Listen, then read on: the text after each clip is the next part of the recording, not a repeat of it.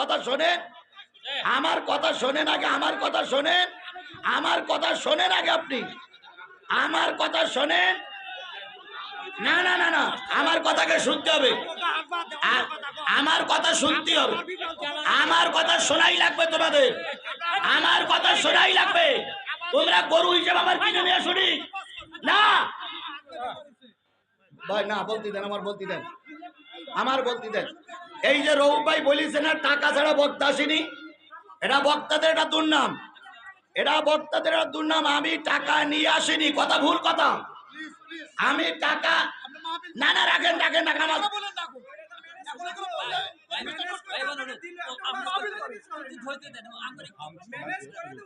আমি তোমাকে মুরব্বী হিসেবে অনুরোধ করি, ওগুলো নাই বলবো, ওরা শান্ত হোক, কারণ নাম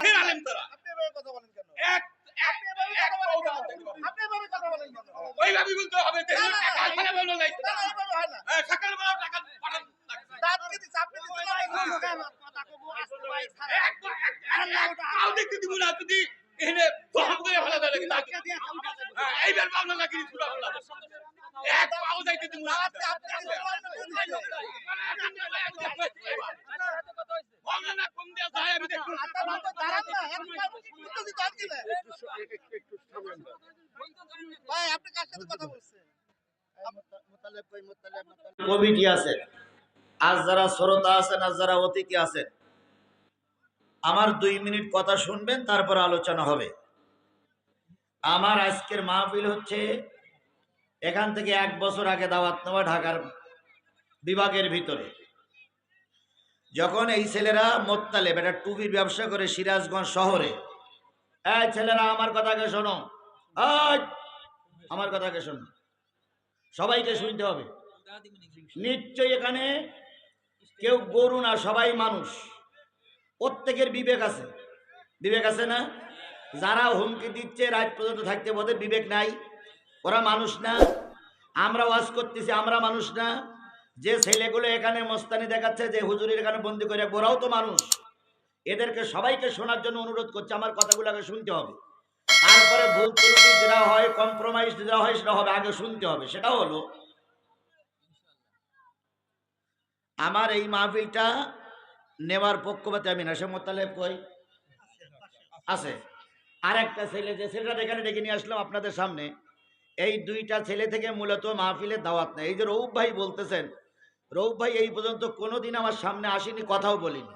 1 2 নম্বর কথা হচ্ছে, আমার দাওয়াত নেওয়া হলো জোহরের পরের থেকে আসর ওয়াক্ত পর্যন্ত, সেই হিসাবে পোস্টারও ছাপানো, মাওলানা আজিজুল ইসলাম জিহাদি বাদ জোহর হইতে শুরু। এটা কিন্তু এখানে তাই লেখা আছে, কি হইতে শুরু বলেন, এখানে বাদ জোহর হইতে শুরু। তাহলে আমার কথায় আর পোস্টারের কথায় মিল আছে? বলেন মিল আছে কিনা? আমি দাওয়াত নিছি জোহরের পরের থেকে কোন পর্যন্ত? আসর ওয়াক্ত পর্যন্ত। এরপরে পোস্টারও করা তাই। এবার রৌফ ভাই যে এসে বলে গেলেন টাকা ছাড়া বক্তা আসেনি, সম্পূর্ণ মিথ্যা কথা। টাকা ওই যে ছেলেরা টাকা নেছে, ওই যে ছেলেরা টাকা নেছে। এই রৌফ ভাই, আপনি আগে আমার কথা শোনেন। ওই জাহান্নামে যাবে, এরকম কোন লোক এই এলাকায় আছে? খুব মহাজালা। এইবার আপনারা ওই লোকের নাম বলতে পারবেন? আমি বলতে পারবো? বলবো বলবো? যদি বলি, এটা যদি বলি যারা জামাত ইসলাম করে এরা যাবে দোজখে, এবার আপনারা মেনে নেবেন? জোরে বলেন, মেনে নেবেন? বরং এই কথা বলার পরে আমি যদি ওই কথা পরে ইস্তেকামত থাকি, আমার মঞ্চের থেকে নেওয়া সম্ভব হবে না। এটা আমি সত্যি করে বলতে পারি। তাই জামাত ইসলামের ভাইরা দোজখে যাবে, কথা বলার অধিকার আমার নাই। এবারে যদি বলি সরবরাহ ভাইরা দোজখে যাবে, বলার অধিকার আমারও নাই। কারণ তারা আর কিছু না হলুক নামাজি, আর কিছু না হলেও তাহাজ্জুদ নামাজ পড়ে। কথা বলেন ঠিক না বেঠিক? অন্য কাজ করুক আর না করুক, সপ্তাহে 1 দিন জিকির করে। সুতরাং ওদেরকে আমরা জাহান্নামী দল বলতে পারবো না। তাহলে জামাত ইসলাম দোজখে যাবে, কথা বলার অধিকার আমার নাই। চরমরাই দোজখে যাবে, কথা বলার অধিকার আমার নাই। এইবার যদি বলি না ওলামারা দোজখে যাবে, তাও বলা যাবে না। বিগত 16 বছর 17 বছর যারা ক্ষমতার মস্তক জোর করে দখল করেছিল, আমাদের ভোট কেন্দ্রে যেতে দেয় নাই, ভোট দিতে দেয় নাই, নিশ্চয়ই তারা জাহান্নামী দল, যার কারণে আমাদের অধিকার নষ্ট করেছে। ওরা বলবে আমাদের নেত্রী কিন্তু হাইস সাহেব শেখ হাসিনা, শেখ হাসিনা কোরআন তেলাওয়াত করতেন না শেখ হাসিনা দলের লোক হাজি সাহেব ইনি আছে না নাই? সুতরাং আওয়ামী লীগ তো জাহান্নামী দল বলে আমি ঘোষণা দিতে পারবো। তাহলে কাউকে বললাম না। এবার একটা দল আছে, দলের সিনিয়র নেতারা এখানে বসে আছে, সেই দলটার নাম আছে বাংলাদেশ জাতীয়তাবাদী দল, বিএনপি। কথা বলেন, আরো জোরে বলেন। এই বিএনপির কোন লোক দোজখে যাবে এ কথা বলার অধিকার আমার আছে? জোরে বলেন আছে? তাহলে কাউকে দোজখে দিতে পারলাম না। বাংলাদেশের যে 18 কোটি মানুষ হয় আওয়ামী লীগ করে, নাই বিএনপি করে, নাই জাতীয় পার্টি করে, নাই জামাত ইসলাম করে, নাই ইসলামী শাসনতন্ত্র করে, তাহলে এই কোন দলের লোক যদি দোজখে না দেয়, তাহলে আল্লাহর দোজখ তো খালি পড়ে থাকবে।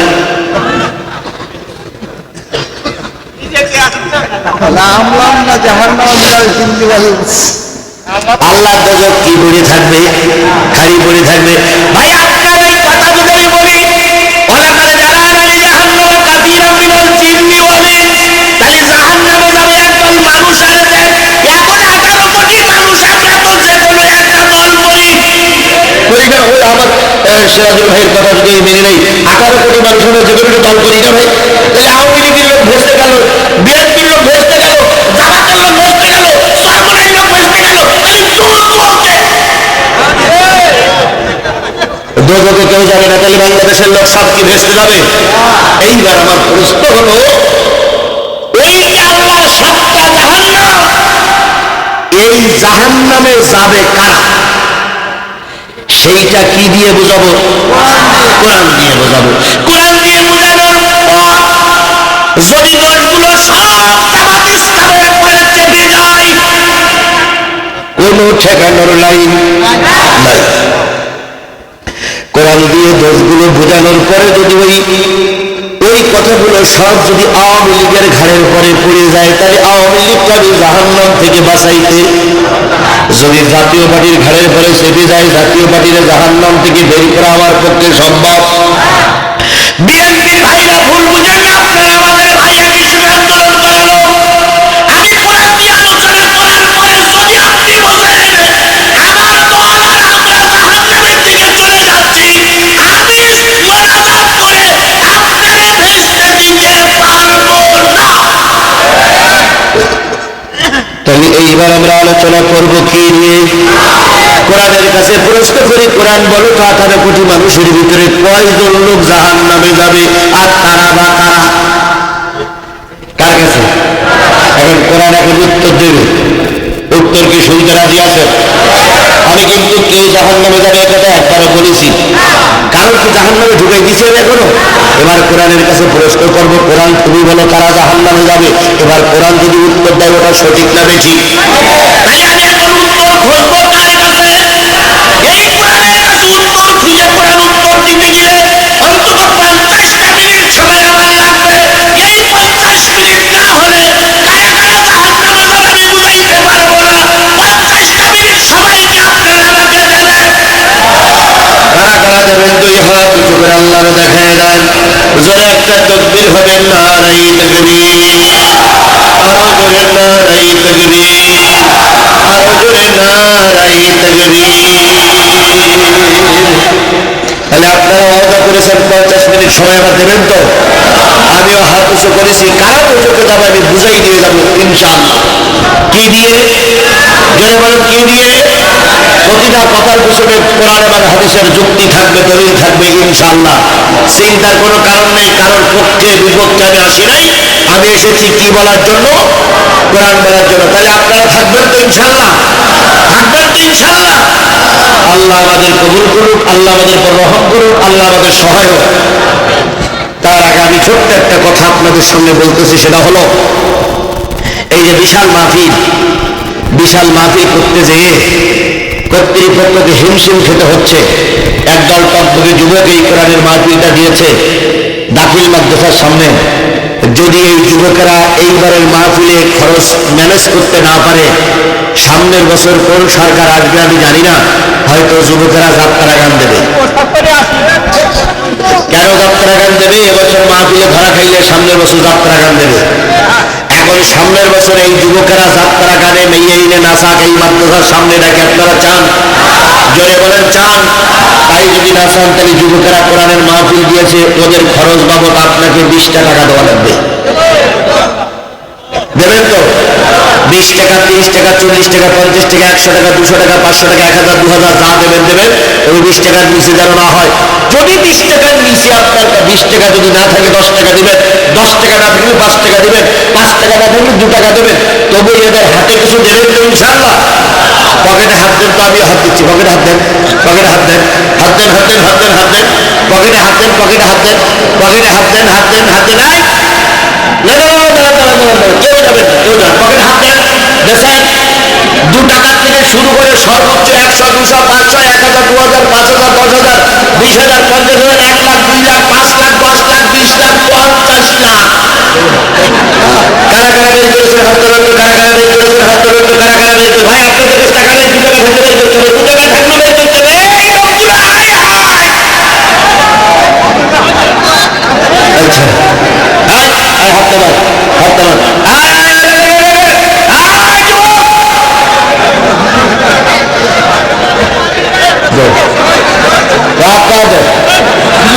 যুবক 500 যার কাছে ভাই মুরব্বী দেন, মুরব্বী দেন 1000।